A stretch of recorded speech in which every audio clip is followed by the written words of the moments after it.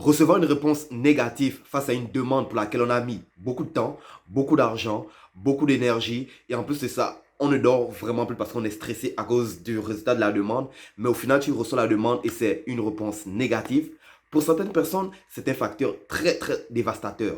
Mais, quelles sont les raisons exactement? Quelles sont les raisons véridiques qui vont pousser le service d'immigration à refuser ta demande? Eh bien, reste à la fin de la vidéo parce qu'on va discuter de ça aujourd'hui.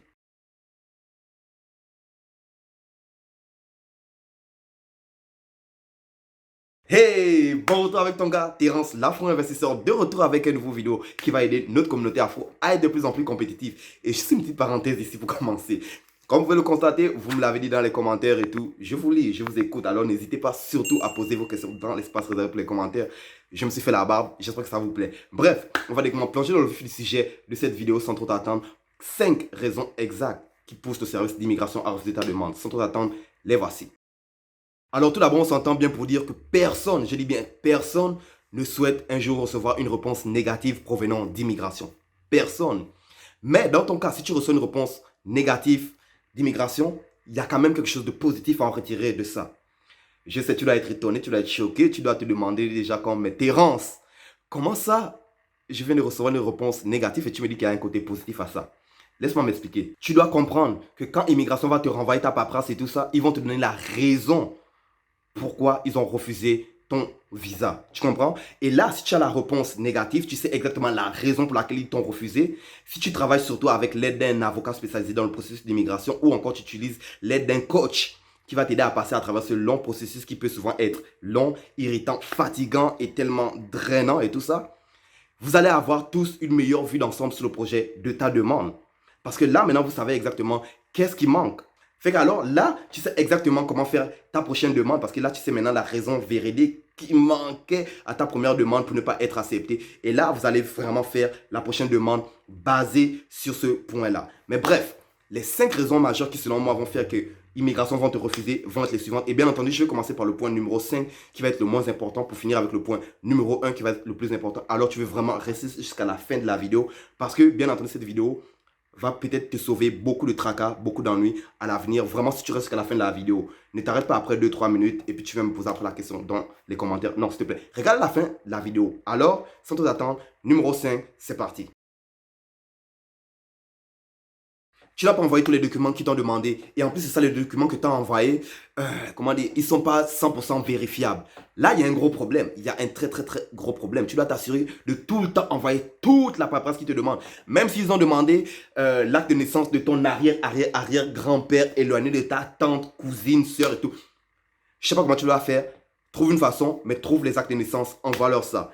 Parce que, écoute, si te le demandent, pour eux, c'est important. C'est pas à toi de juger. Oui, mais yo, ça, c'est pas important. Non, c'est pas à toi de le juger. Toute la paperasse qu'ils t'ont demandé, très important, assure-toi de bien l'envoyer. Et souvent, tu vas envoyer la paperasse, mais c'est pas en bonne et due forme. Par exemple, ils vont te demander d'écrire en lettres capitales et tout, mais toi, tu vas écrire en lettres minuscules. On va te demander d'écrire avec un stylo bleu, mais toi, tu vas faire ta demande avec un stylo noir. Tous ces petits facteurs-là, ça va être une raison pour refuser ta demande. Je te donne un petit exemple vite, vite là. Quand je faisais mon processus de demande de citoyenneté canadienne, tu comprends? Parce que moi, je suis citoyen canadien aujourd'hui, Dieu merci, n'est-ce pas? J'avais fait l'erreur d'envoyer ma demande. J'avais imprimé ma demande sur un papier en anglais, n'est-ce pas? Mais sur tout le processus de demande de citoyenneté, j'avais écrit en français. Dans ma tête, on est dans un pays bilingue. Fait que quand j'ai envoyé les papiers, je m'attendais. Moi, je stressais parce que, écoute, on s'entend bien. C'est un long, long, long processus là. Fait que moi, je stressais, je stressais. Je reçois la paperasse et tout. Je suis comme, oh, c'est les papiers qui arrivent et tout. J'ouvre l'enveloppe. Non, refus d'étudier ma demande. Pourquoi? Parce que j'avais juste écrit en français dans un document qui était en anglais. Juste pour quelque chose de même, ils ont refusé d'étudier mon dossier. Alors, toi qui es en Afrique, en Asie, en Europe et tout ça, si tu t'assures de ne pas donner tous les documents qui t'ont requis, ne sois pas surpris si tu reçois une réponse négative. Bref, le point suivant. Tu ne passes pas les critères de sécurité éligibles du Canada. Ouais, ça c'est un gros problème ça. La sécurité au Canada c'est très très très important. Quand tu viens ici, tu es en sécurité, tu as la paix. Alors tu dois t'assurer de ne pas avoir de casier judiciaire. Je te donne un exemple. On a tous été jeunes. On a tous fait des erreurs dans notre vie. Alors ça c'est un exemple, n'est-ce pas? Tu es allé avec des amis, vous avez commis un méfait. Ou bien, non, un exemple très très courant.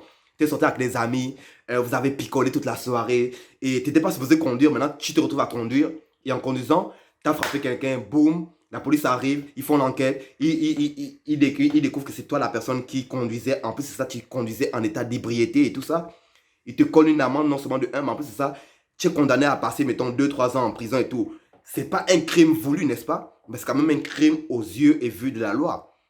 Et ça, c'est quelque chose qu'ils vont ajouter dans ton dossier criminel. Fait que plus tard, toi, tu rêves de venir au Canada parce que tu as mûri, tu as pris de la sagesse et tout ça, tu veux venir au Canada maintenant. Quand immigration, eux, ils vont aller faire l'enquête sur ton cas. Bien souvent, ils travaillent main dans la main avec Interpol.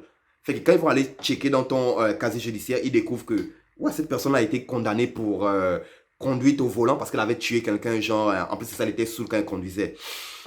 Pour eux, ça, c'est un gros non, non, non, non, non, là. C'est un gros non, parce qu'ils sont comme, yo, si déjà dans ton pays, tu fais des choses de même, alors que vas-tu venir faire ici dans un pays de 1001 opportunités? Eux, ils vont te fermer la porte à ça.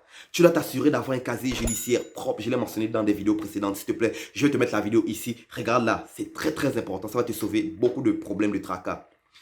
Bien souvent, si le Canada te refuse, les États-Unis, l'Australie, la Nouvelle-Zélande, la Grande-Bretagne, tous ces pays-là, ils vont aussi te fermer la porte automatiquement.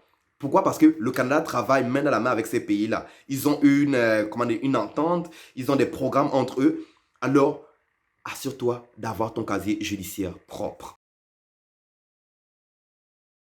Tu ne réponds pas aux critères de santé. Le Canada a ses critères de santé qui vont différer du reste du monde là. C'est pas pour rien que souvent des médecins de l'Afrique, des autres pays, quand ils viennent ici, ils doivent faire une conversion de leur diplôme pour s'adapter au système de santé ici parce que c'est totalement différent. Alors tu dois bien t'assurer que dans le côté santé, tout est en règle. Ne va pas faire tes tests médicaux chez le charlatan du village, chez ton oncle, chez ta tante et tout ça là, parce qu'il porte une blouse blanche. Non. Fais-le dans un hôpital, dans une clinique qui ont des standards européens, américains, si tu peux même. Tu comprends? C'est pour ton propre bien. Je te donne un exemple encore basé sur ma propre expérience et tout ça. Mon frère et moi, ils nous ont fait passer plus de 1001 tests, façon de parler, n'est-ce pas? Tests contre le VIH, tests contre la tuberculose, tests contre la rouille, tests contre le tétanos, tests contre les bronchites. Pour au final recevoir une réponse négative. Oui, quand je dis ça nous a pris 8 ans pour venir au Canada, ça nous a pris 8 ans. Et crois-moi, on a fait plus d'une façon différente pour pouvoir venir au Canada. Là. On a utilisé toutes les façons. T'as même pas idée là. Tu es incapable de prouver que tu as des sources de fonds solides disponibles à ta disposition pour le temps de la durée que ton permis va être délivré. Je vais répéter un peu plus simple. Tu as de la misère à prouver à l'immigration que tu as de l'argent accessible à n'importe quel moment, que c'est ton argent et tout ça, qui vont t'aider à subvenir à tes besoins pour le temps de la durée de ton visa une fois que tu vas être rendu au Canada. Un gros stop.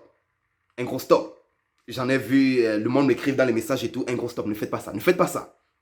Tu fais ta demande et une semaine, tout d'un coup, il y a un gros montant d'argent qui apparaît dans ton compte. Après, tu envoies la paperasse et tout ça. Immigration, ça, c'est un gros... Il y a un gros problème ici, là. Gros carton rouge, là. Il faut enquêter, là. Comment, du jour au lendemain, ton compte est passé de 0 à 10, 15 000 dollars? Parce qu'on s'entend bien, c'est des sommes gigantesques pour nous qui vivons sur le continent africain avec la devise monétaire du franc CFA. Tu comprends? Fait que l'équivalent de 10 000 euros, 10 000 dollars canadiens, je veux dire, désolé, on parle pas ici en euros, en dollars. 10 000 dollars canadiens, c'est beaucoup d'argent. Fait que du jour au lendemain, l'argent a apparu dans ton compte de même.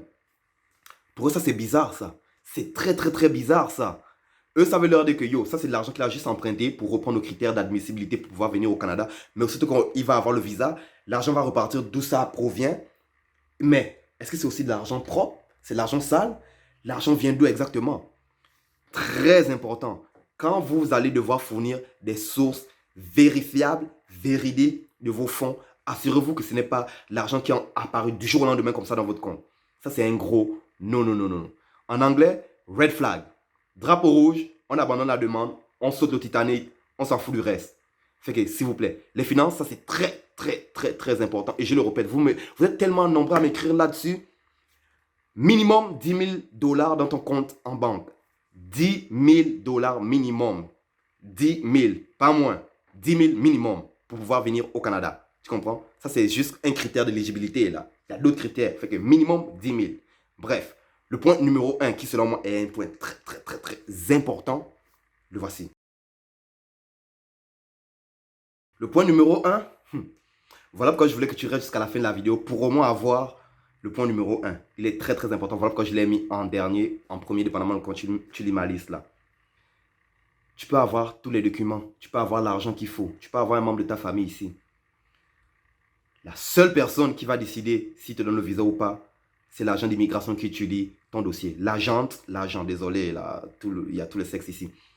L'agent ou l'agente qui étudie ton dossier, c'est à eux que revient le choix de te donner le visa ou de ne pas te le donner.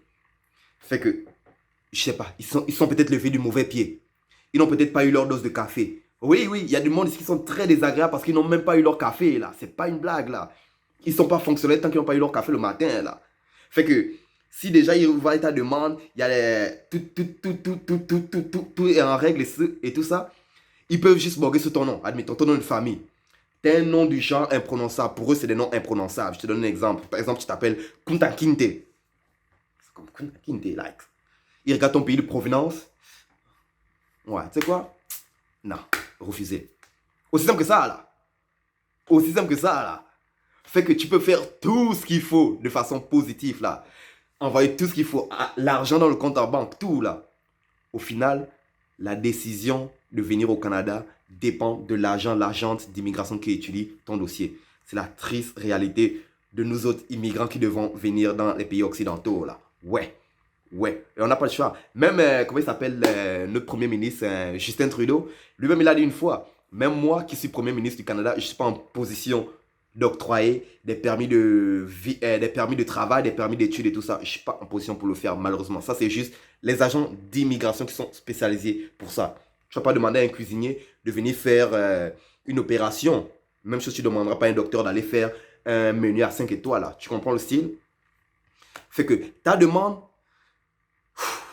je vais le dire honnêtement, j'espère que tu as un bon karma dans ta vie. J'espère que tu as posé des bonnes actions par le passé parce que tout ça va vraiment dépendre de la personne qui va étudier ton dossier, de l'humeur dans laquelle elle est, de l'énergie qu'elle a sur le moment et tout ça.